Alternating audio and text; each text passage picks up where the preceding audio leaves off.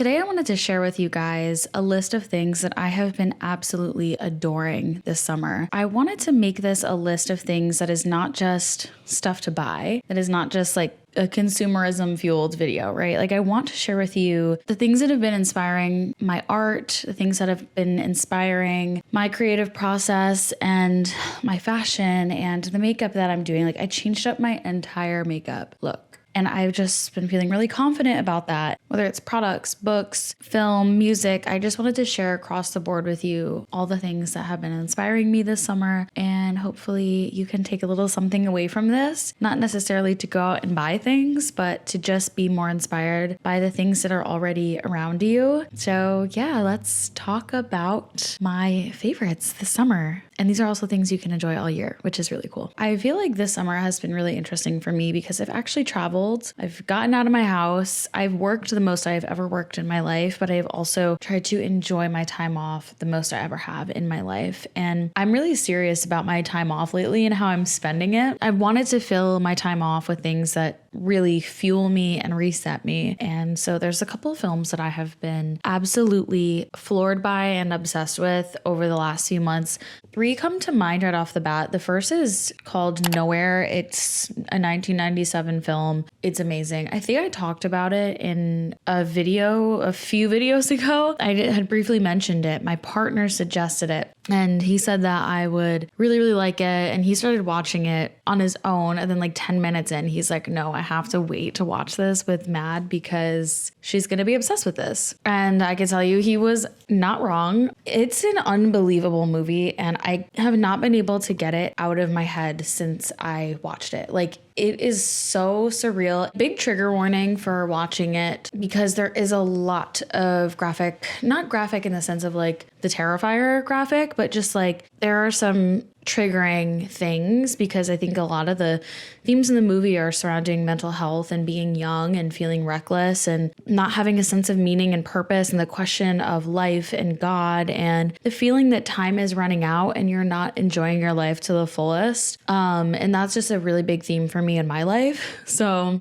I feel like I felt that sort of sand timer feeling of, oh my God, I just need to enjoy every moment and say yes to everything since I was a kid. Also, the White Peach Red Bull. I usually like the sugar-free ones better, but this is all I have. It's so good. But the best one is the sugar-free wild berry, just saying. Yeah, this film is unbelievable. It's actually part of a trilogy and it's the last part. You don't have to watch them in chronological order. I do want to watch the other ones, but I feel like the impact that this one had on me, I just want to sit with it for a while. Like I just want to feel it and reflect on it. And I'm floored by it. If you haven't seen it, you need to see it. If you grew up watching Skins UK, you will love this movie. I find that they are very similar in themes and topics and intensity. And Skins is actually, I keep looking at my phone, but Skins is on my list of things that I have just been hyper fixating on. I always come back to Skins every 2 or 3 years just because of how much it impacted my youth and my childhood and my teenage years. And finding a movie like this that has similar energy in my adulthood has been like, oh my God, I'm reliving my youth again. Skins and Nowhere, oh my God, they're just meant to exist in the same cinematic universe. And if you were a Skins kid growing up, if you haven't already seen this movie, you're gonna love it. I feel like I'm so late to the train of this movie. I had never even heard of it until very, very recently. And along with films, the other one that I have been loving is Pink Floyd, The Wall. I had first seen this when I was like 14 years old. It's the Wall album playing. It's one of my favorite albums ever.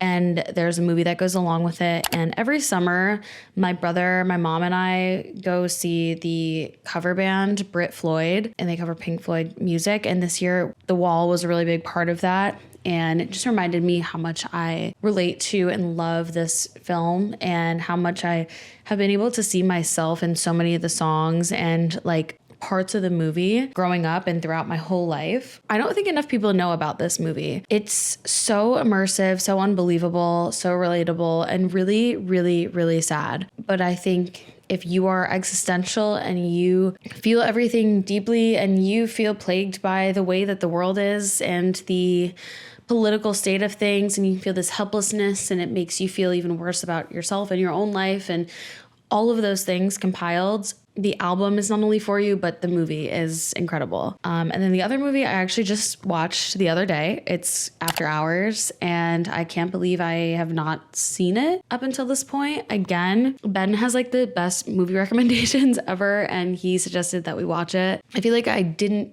blink the entire time. Like, it was incredible. And I love the Christian Lee Hudson song After Hours. I had no idea that song had anything to do with this movie, but when Catherine O'Hara came up, I was like, oh my God, he wrote this song and named it after the movie. Anyway, if you haven't seen it, it's sort of this bizarre Kafka-esque dream-like state of a nightmare. And then this guy, it's based in Soho, New York City, and all these terrible things just keep happening to him, and he cannot get home. No matter how hard he tries, just felt like this ongoing nightmare, and everything that could have gone wrong was going wrong. And I don't want to give away too much, but the ending just really says a lot about how much time we put into our careers and jobs and how empty we might feel and how we just want to live outside of work.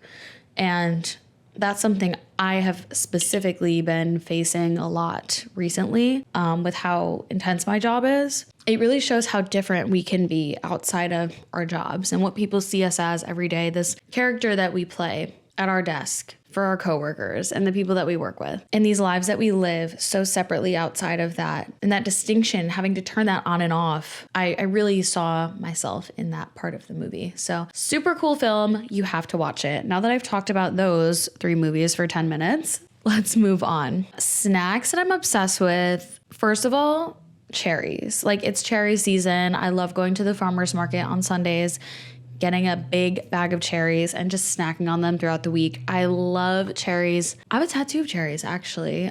They're just, this is gonna sound so dramatic, but like the color when you bite into a dark, juicy cherry, it's so pretty. It's so pretty. And I've been obsessed with the color so much that I have a lot of lip products lately that are like dark cherry, and I just love to dab it on my lips, like a subtle blush lip with a dark cherry color. So pretty. Dark cherry blush. So pretty. My phone case, this dark cherry color. So pretty. I'm obsessed. And I just, cherries in general, love. Dates and peanut butter. You guys, I'm eating too many dates. I eat like 15 to 20 dates a day. It's ridiculous. Like, this is my other go-to snack. I buy bags and bags and bags of dates all the time. And I just love to eat them with peanut butter and blueberries. And oh my gosh, like the best snack in the world. And I've also been loving banana lattes. You can literally caramelize bananas if they're getting to that really kind of gross end stage of life.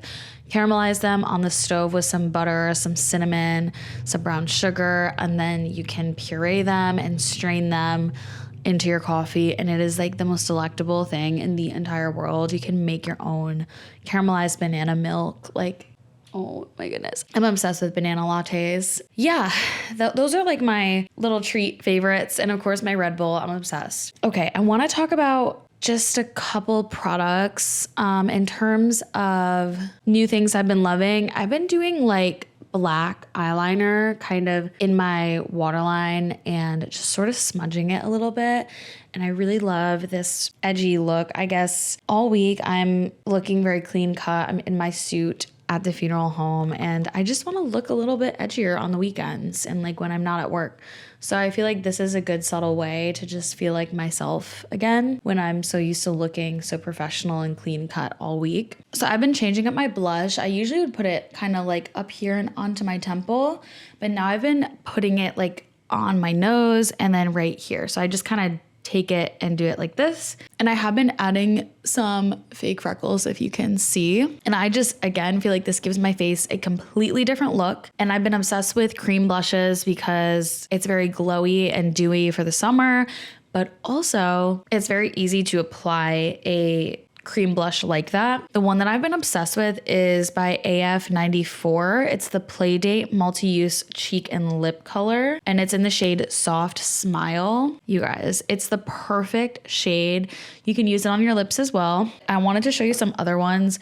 I'm not gonna say like go out and you need to have this one. I'm just kind of showing you if you have any blush at home, even if it's not cream, like you can achieve this look.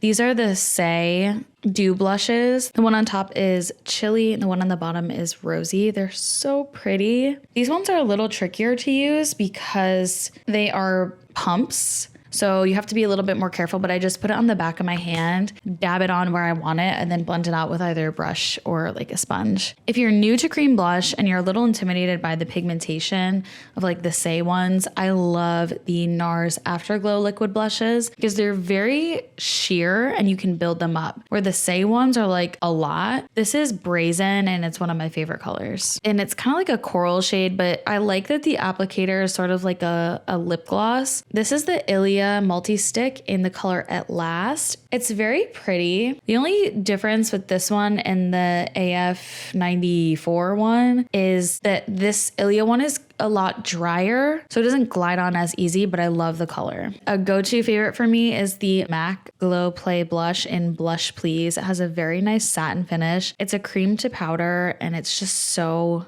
perfect. I don't know if you guys remember the Maybelline Dream Bouncy blushes, but this is like the same thing. I used to use the Dream Bouncy blush all the time as a kid. So lately I've been branching out a lot more with colors and patterns. You guys know I wear black basically all the time. I have just been trying to wear different stuff lately. I've been not necessarily bored in my closet, but just in the mood to sort of experiment. And I feel like when I wear color these days, it sort of feels like I'm wearing a costume, and that can be a little tricky. But I have been doing like subtle polka dots, like a polka dot headband or like a cheetah print top with all black otherwise. Just trying a little bit to spice things up, whether it's with hair accessories or patterns or cool shoes. I feel like that's been really inspiring for me. And I will say my tabby obsession is like so ridiculous right now. I love tabbies. I know they're a controversial shoe. I've had my one pair of tabbies for probably 4 years now. I have 3 pairs at the moment that are in rotation. My favorites, you can tell they're my favorite because they are worn. I've had to glue the toe back together like multiple times, but they're just black tabby flats. I wear these everywhere almost all the time, like every day. These are on my feet. Love tabbies so much. There's so much more I want to talk about. A big one is birds, and I just love birds. I feel very inspired by them and amazed by them, and there's so much to learn about them and experience when you're like bird watching. But I also think the cool thing with birds is that it forces you to look up and pay attention to your surroundings and take notice of something that exists in all of our everyday lives, but looking at it with a new perspective. Like if you're in New York, you see pigeons everywhere you go, but like, have you ever actually learned anything about them and how intelligent they are and how they recognize people's faces that they see over and over again? Like, I think birds are incredible, and I think we have a lot to learn from them. And it also helps us to notice things in our immediate environment that always exist, but we might just overlook a bit. Okay, the next thing, I have been loving writing outside of my studio. Like I have a whole studio here, creative space. This is my desk. I have 2 desks in here. I have a futon, I have a TV, I have bookshelves filled with books, magazines, vinyl records, things to pull inspiration from. Like I love my studio space. However, I have been enjoying leaving this space to write and just putting myself in different environments. I have a rooftop that I can sit on. I go to the park. I go to coffee shops. I just walk around and sort of take notes down in my notes app. I go to the library and pull out random books and find things that inspire me and use that as a jumping off point for writing. So with that, I always have my journal. If you know me, you know that this thing is probably very close by. Like it is so full. I usually will do like my drafts in here, and then I'll take it to my notes app to digitize it. And then from there, I start to rework it and edit it and make changes. So this is really my book of drafts. Yeah, this is all my drafts from literally the past year, and I have been actually using my Substack. If you want to read some of my work, you can check that out. it all kind of starts here in this notebook. And I think it's so important to have a notebook with you at all times because it's important to document your life and remember things and write down things that inspire you. You think you're going to remember all of it, but I promise you're not going to. So just have a notebook nearby where you can jot things down. And then the last thing I want to talk about are books that I have read that have just really stuck with me. The first one is called Want. It's by Gillian Anderson. It's a bunch of anonymous submitted works that Gillian put together. So the back says that it's a collection of sexual fantasies from women around the world. Want is a revolutionary, sensational, and game-changing exploration of women's sexuality that asks and answers, how do women feel about sex when they have the freedom to be totally anonymous? When we talk about sex, we talk about womanhood and motherhood, infidelity and exploitation, consent and respect, fairness and egalitarianism, love and hate, pleasure and pain. And yet, for so many reasons, some complicated, some not, so many of us don't talk about it. Our deepest, most intimate fears and fantasies remain locked away inside us until someone comes along with the key. And I think that this is beautiful. I think that being able to read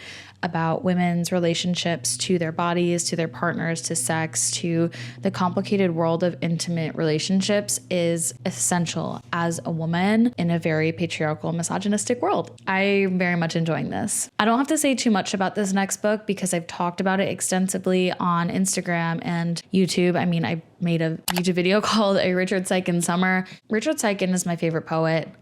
This is Crush. Many of you have probably heard of it and read it. It is genius, and it's just one of those things that circles back into my life every few years, and so it has been very much on my mind as of late. And this is the 20th anniversary edition. There's a really, really lovely afterword that Siken himself wrote, and that particularly is the thing that is sticking with me most right now about this book. I also just picked up I Do Know Some Things by Richard Siken. I'm very excited to read this. I have not finished it. I've read about 5 poems out of it and I'm already in love. I think anything he touches is completely magical and I feel like I have so much to learn from poets like him. Okay, I think that's everything. That was a lot. I have about 5 more things on my list that I want to share, but I will save it for another video because I could truly go on forever about the things that have been fueling me and inspiring me. But for now, that's all I have for you guys. So please let me know in the comments what has been inspiring you, what things you've been loving this summer, whether it's products or media, just let me know. I would love to hear your thoughts. Thank you guys for watching. With love, always. I will see you in my next video. Bye.